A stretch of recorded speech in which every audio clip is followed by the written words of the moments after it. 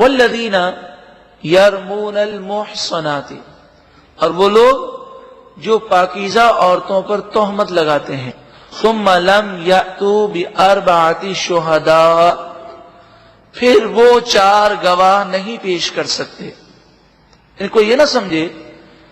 کہ اسلام میں جو سخت سزائیں ہیں تو ہر ایک کو دے دی جائیں گی۔ گواہی کا نظام اتنا سخت ہے کہ کوئی جھوٹی گواہی پیش کرنے کی جرت ہی نہیں کر سکتا۔ فَجْلِدُوهُمْ 80 جلدہ، اگر 4 گواہ وہ اس پر پیش نہ کر سکیں گے تو انہیں 80 کوڑے مارے جائیں گے، تو انہیں 80 کوڑے مارو۔ وَلَا تَقْبَلُوا لَهُمْ شَهَادَةً أَبَدًا، اور کبھی بھی پھر ان کی گواہی قبول نہ کرنا۔ یہ ہمیشہ کے لیے مردود الشہادت ہو گئے، یعنی اب ان کی گواہی کبھی قبول نہ ہوگی۔ وَأُولَئِكَ هُمُ الْفَاسِقُونَ، اور یہی لوگ فاسق ہیں، نافرمان ہیں۔ إِلَّا الَّذِينَ تَابُوا مِن بَعْدِ ذَلِكَ، مگر وہ لوگ جو اس گناہ کرنے کے بعد توبہ کر لیں، وَأَصْلَحُوا، اور اپنی اصلاح کر لیں اور سدھر جائیں، فَإِنَّ اللَّهَ غَفُورٌ رَحِيمٌ، پر بے شک اللہ تعالیٰ بخشنے والا مہربان ہے۔ تو گناہ تو معاف ہو جائے گا، وہ فاسق تو نہ رہیں گے، مگر پھر بھی ایسے شخص کی گواہی کبھی قبول نہ کی جائے گی جس نے ایک مرتبہ بھی جھوٹی گواہی دے دی، ہمیشہ کے لیے وہ بلیک لسٹ ہو جائے گا اسلامی قوانین کی روح سے۔ جب کسی پر یہ الزام لگایا جائے کہ اس نے یہ برا کام کیا ہے، 4 گواہ نہیں ہیں، تو خاموشی اختیار کرنے کا حکم ہے، یعنی کورٹ میں جا کر اس کے خلاف یہ گواہی نہیں دی جا سکتی کہ اس نے یہ کام کیا۔ ہاں، یہ الگ بات ہے کہ غیر عورت کے ساتھ ملنا اور اس طرح کے تعلقات پر اسے مارا جا سکتا ہے، شور مچایا جا سکتا ہے، اس کی مذمت کی جا سکتی ہے، مگر اس پر یہ الزام لگانا کہ اس نے یہ برا کام کیا ہے، اس کے لیے 4 گواہوں کی گواہی ضروری ہے، تب ہی اس کو 100 کوڑے مارے جائیں گے یا سنسار کیا جائے گا۔ تو ایک مسلمان نبی اکرم صلی اللہ علیہ وآلہ وسلم کی خدمت میں آئے اور کہنے لگے، یا رسول اللہ صلی اللہ علیہ وسلم، یہ بتائیے کہ مرد اپنی بیوی کو غلط حالت میں دیکھے، اب یہ سوچتا ہے کہ وہ اگر کسی کو بتائے تو گواہ تو نہیں، 80 کوڑے مارے جائیں گے، اور نہ بتائے تو یہ اس کی غیرت کے خلاف ہے، تو وہ کیا کرے؟ ہمارے یہاں پر غیرت کے نام پر قتل کر دیا جاتا ہے، اس کی شریعت میں اجازت نہیں ہے۔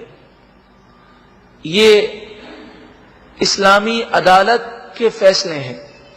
کوئی اپنی مرضی سے کسی کو قتل نہیں کر سکتا۔ ہاں، مذمت کی جا سکتی ہے، ملامت کر سکتے ہیں، معاشی بائیکاٹ کر سکتے ہیں، مگر قانون ہاتھ میں لینے کی عوام کو اجازت نہیں ہے۔ تو انہوں نے عرض کیا کہ اب ہم کیا کریں، چونکہ اس بیوی کو اس وجہ سے وہ قتل بھی نہیں کر سکتے، اور کورٹ میں جائیں، عدالت میں جائیں تو وہ گواہ مانگیں گے، وہ گواہ بھی نہیں،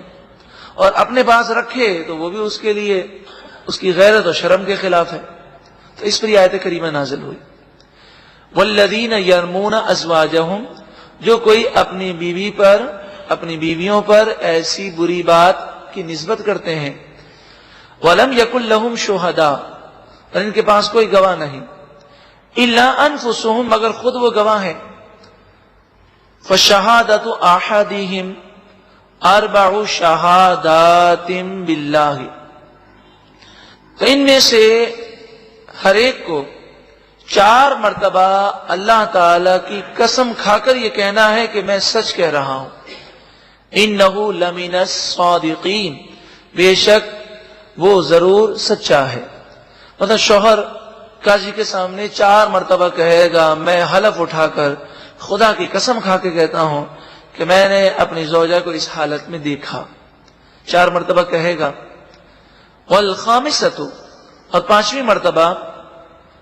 ان لعنت اللہ علیہ ان کان من الکاذبین،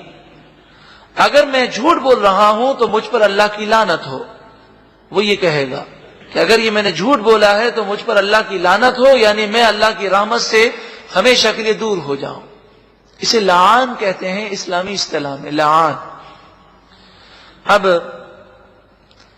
شرعی مسئلہ یہ ہے کہ قاضی کے سامنے جب شوہر یہ دعویٰ کرے گا تو قاضی اس سے کہے گا لعان کرنے کے لیے تیار ہو جاؤ،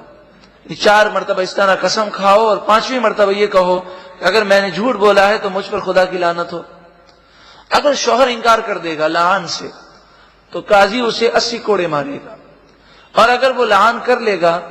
تو قاضی اس کی زوجہ سے کہے گا کہ تم کیا کہتی ہو۔ اگر زوجہ یہ کہے گی کہ یہ جھوٹ کہہ رہا ہے تو قاضی کہے گا تم بھی لعان کرو، یعنی 4 مرتبہ قسم کھا کے کہو کہ میں نے یہ کام نہیں کیا،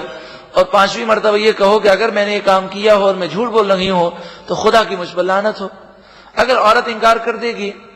تو قاضی جو ہے اس پر زنا کی حد قائم کر دے گا، اور اگر وہ لعان کر لے گی تو پھر قاضی جو ہے یہ کہے گا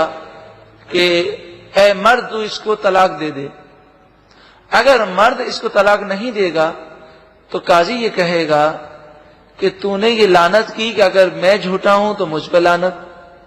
اس نے کہا کہ اگر میں جھوٹی ہوں تو مجھ پر لعنت، اب تم دونوں میں سے ایک تو جھوٹا ضرور ہے، لہذا دونوں میں سے ایک پر لعنت پڑے گی، اب ان دونوں کا نکاح میں رہنا درست نہیں۔ تو قاضی ان دونوں کے نکاح کو توڑ دے گا، یہ فسخ نکاح ہوگا لیکن ایک طلاق واقع ہو جائے گی،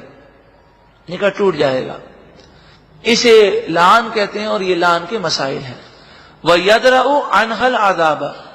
أَن تَشْهَدَ 4 شَهَادَاتٍ بِاللَّهِ، اور وہ عورت سے عذاب یعنی سزا اسی صورت میں دور ہو سکتی ہے کہ وہ 4 مرتبہ اللہ کی قسم کھائے اِنَّهُ لَمِنَ الْكَاذِبِينَ، اور کہے بے شک میرا شوہر جھوٹ بول رہا ہے۔ وَالْخَامِسَةَ، اور 5ویں مرتبہ وہ عورت کہے ان غضب اللہ علیہا ان کان من الصادقین، اگر میرا شوہر سچ کہہ رہا ہے اور میں نے ایسا کام کیا ہو تو اللہ کا غضب اور اللہ کی لعنت مجھ پر ہو، اس طرح وہ کہے گی۔ ولولا فضل اللہ علیکم ورحمتہ، اور اگر اللہ کا تم پر فضل نہ ہوتا اور اس کی رحمت نہ ہوتی تو ایسے جھوٹے الزامات لگانے سے یا بے حیائی کے کام کرنے سے فوراً تم پر عذاب آ جاتا۔ وَأَنَّ اللَّهَ تَوَّابٌ حَكِيمٌ،